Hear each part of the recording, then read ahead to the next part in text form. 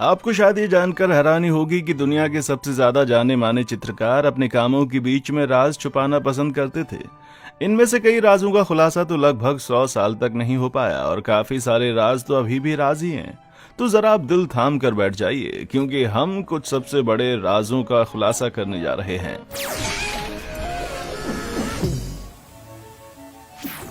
Hence हॉलबेन का school evolution. German के कलाकार हैंस हॉलबेन के द्वारा बनाए गए 1533 के इस चित्र का नाम है द एम्बेसडर्स, जिसके अंदर एक बहुत ही गहरा राज छिपा हुआ है। क्या आपको इस चित्र में नीचे एक अजीब सा आकार नजर आ रहा है? ये कोई खराब हो रखा चित्र नहीं है, बल्कि एक अजीब तरह से बनाई हुई इंसान की खोपड़ी है, जो कि सिर्फ एक ही एंगल से नजर आती है।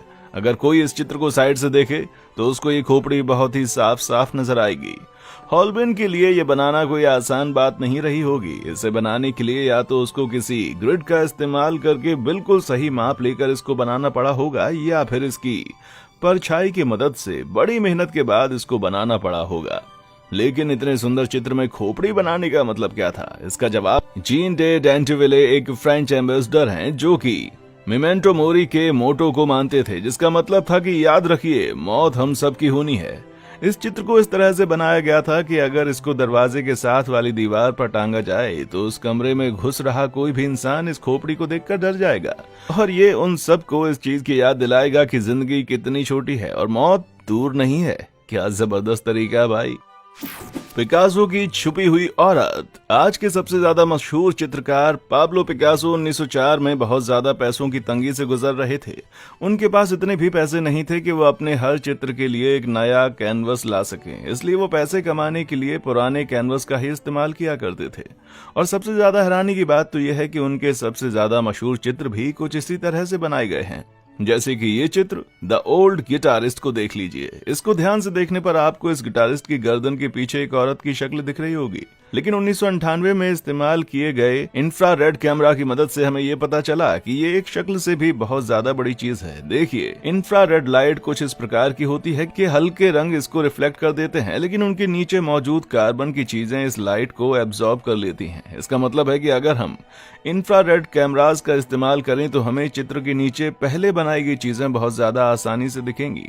द ओल्ड गिटारिस्ट चित्र के अंदर कुछ इसी प्रकार की चीजें चित्र के नीचे थीं, जिसने कि इस इंफ्रारेड लाइट को एब्जॉर्ब कर लिया, और जिससे कि हमें ये पता चला कि उस चेहरे के साथ पूरा शरीर भी बनाया गया है। इसके बाद जब इस चित्र के ऊपर एक्सरेज का इस्तेमाल किया गया तो सबको ये चीज पता चली कि इस चित्र के नीचे माँ और बेटे का पहले बनाया हुआ एक चित्र है। भले ही इस माँ और बेटे के चित्र के लिए पिकासो एक नया कैनवस नहीं ला पाया, लेकिन फिर भी ये तो वही बात हो गई कि पैसे एक के भरे और चीजें तो मिल गईं।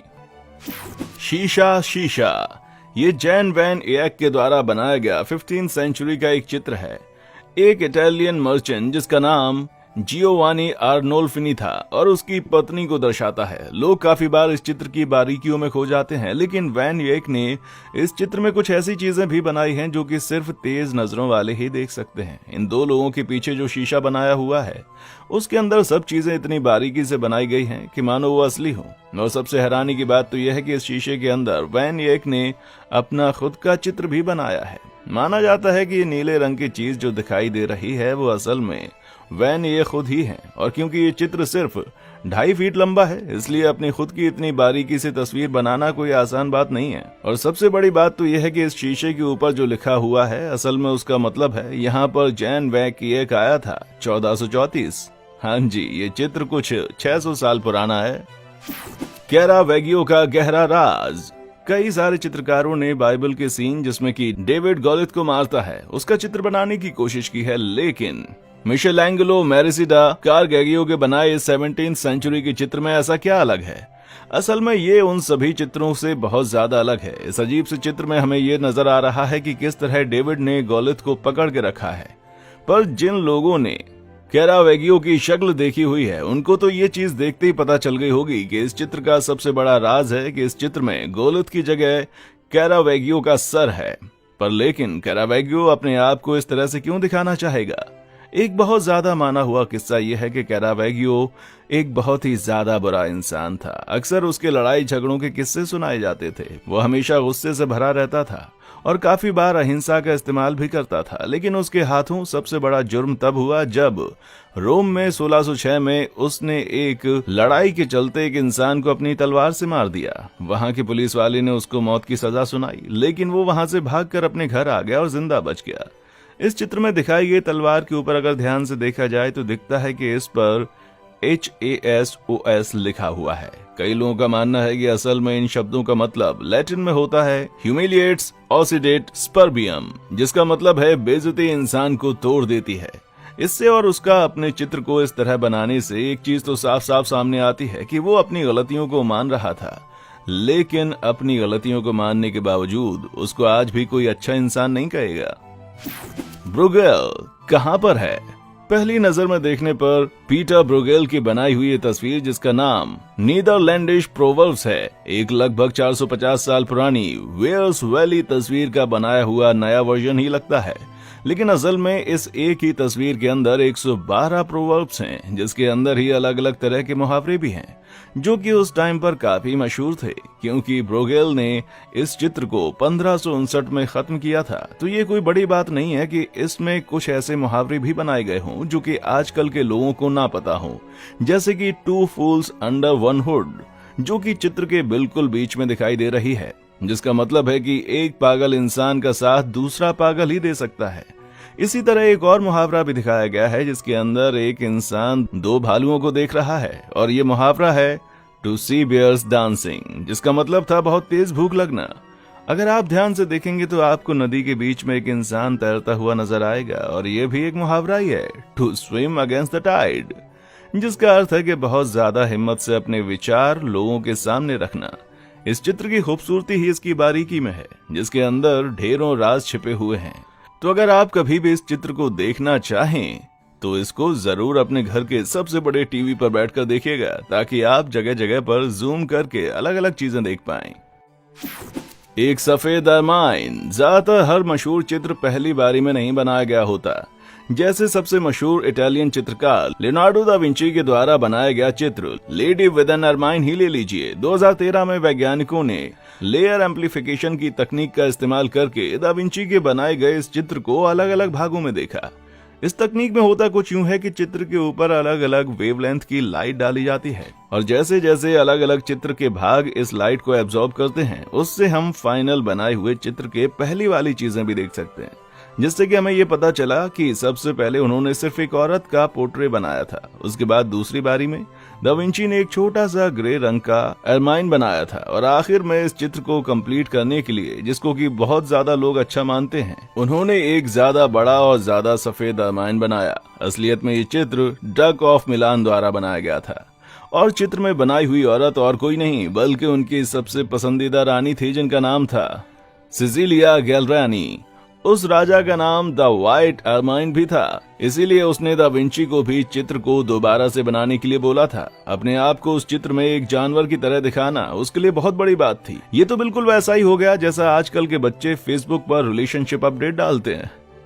ऊपर से देख रहा शैतान। एम्ब्रिया के एसएससी के सेंट फ्रांसिस चर्च में रखा गया ये चित्र जियोटो दी बोंडोन के द्वारा बनाया गया है। इस चित्र में ये दिखाया गया है कि कैसे इस चर्च का हर इंसान जो मर जाता है वो स्वर्ग जाता है। 1997 में एक भूकंप ने इस चर्च को पूरी तरह से बर्बाद कर दिया था, जिसकी वजह से इसको फिर से बनाना पड़ा। इसी दौरान जब लोगों को ये चित्र मिला तो उन्होंने इसको पास से देखा, और इस चित्र में उनको एक बहुत ही गहरा राज नजर आया। इन बादलों के बीच में एक अजीब सा दिखने वाला शैतानी चेहरा मौजूद है, जिसको कि ल्यूसीफर का चेहरा भी माना जाता है। साल 1300 से ये चेहरा इन बादलों के बीच में छिपा हुआ था, और इसको इतनी दूर से पहचान पाना नामुमकिन था। सर्जियो फसेटी, जिसने चेहरा सबसे पहली बार देखा, उसने बताया कि शायद दिबोंडन में ये चेहरा एक मजाक के तौर पर यहाँ पर बनाया था, लेकिन भले ही इसका कोई गहरा मतलब था या नहीं, इससे एक चीज को हम मान सकते हैं कि इस चर्च पर भी शैतानों की नजर थी। मंच का खूनी आसमान।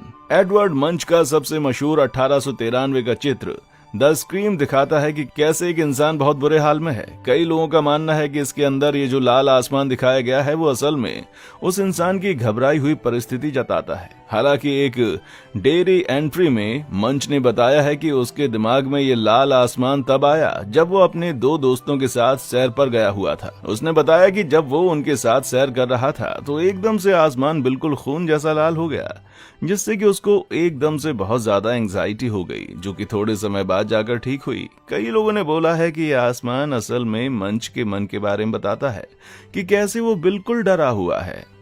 लेकिन सूत्रों के मुताबिक हमें पता चला है कि ये लाल आसमान शायद असलियत में भी इतना ही खूनी था।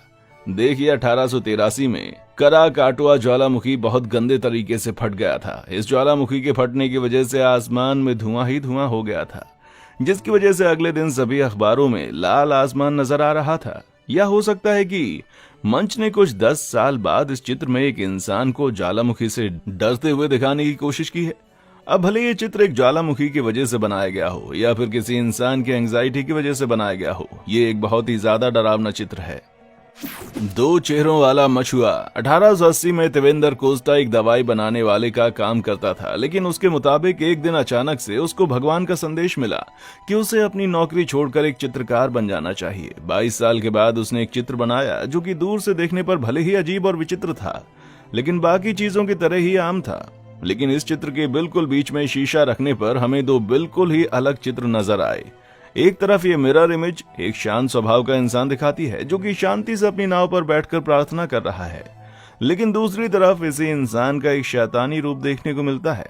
इस इंसान का चेहरा शैतानी और डरावना बन जाता है और पीछे समुद्र में भी तूफान नजर आता है। कुजैक्टा ने इस चीज की सफाई कभी नहीं दी कि आखिर उसने ऐसी मिरर इमेज बनाई क्यों, क्योंकि चित्र को देखने से पता चल रहा है कि इस चित्र को ऐसा जानबूझकर बनाया गया है। कई लोगों का मानना है कि ये चित्र इंसानों की बाइपोलैरिटी की बीमारी को दर्शाता है, और दूसरे हाथ पर लोग सोचते हैं कि ये कुदरत के खिलाफ चीजें बनाने का नतीजा दिखाने के लिए बनाया गया है। लेकिन आपकी इसके बारे में क्या राय है, नीचे कमेंट सेक्शन में आकर बताइएगा। पॉज़िन का छुपा हुआ खजाना।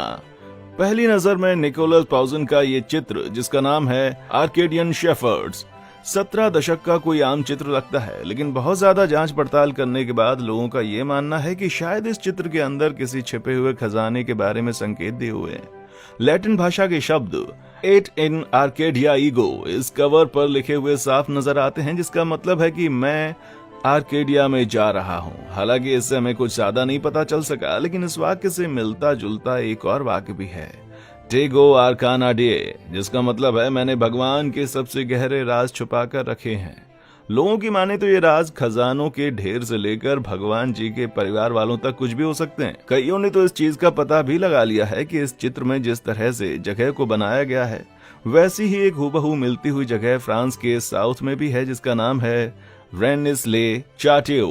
इस जगह पर रेक्टेंगुलर कवर भी है जो कि उस चित्र में भी मौजूद है। लोगों का कहना है कि चित्र के अंदर कुछ ऐसे चिन्ह बने हुए हैं जो कि उन जगहों के बारे में बताते हैं जहां पर कभी खूब सारा खजाना हुआ करता था। प्रशंसकों ने तो इस चित्र की ज्योमेट्री माप कर उस खजाने को ढूंढने की कोशिश भी की है।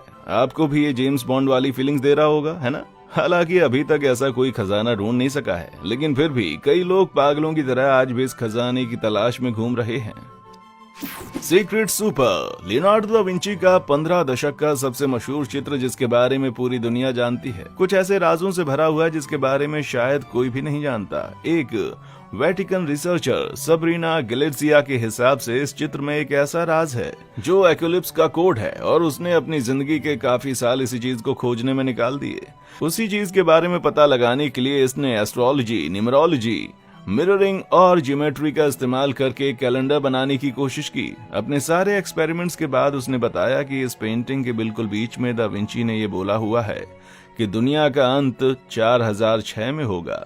हालांकि अभी तक ज्यादातर लोगों को गैलेट्सिया के इस अनुमान के बारे में पता नहीं है, लेकिन अगर ये चीज सच भी हो तब भी हम लोगों को अब डरने की जरूरत नहीं है। ऐसे ही एक संगीतकार जियोवानी पाला का मानना है कि इस चित्र में भगवान जी के और बाकी लोगों के हाथ में जो ब्रेड है, अगर उसको ध्यान से देखा जाए तो वो असल में एक म्यूजिशियन नोटेशन है।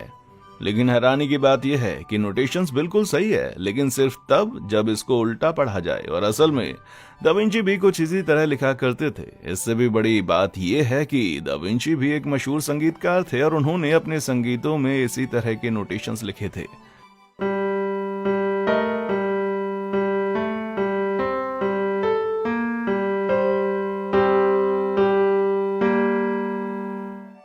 ये पाला ने इस ट्यून को असल में बजाया और सरप्राइजिंगली ये ट्यून इस चित्र के साथ बिल्कुल मिल रही है। क्या आपको भी लगता है कि दा विंची ने जानकर ये डरावनी धुन इस चित्र में बनाई थी? आप खुद सोचिएगा।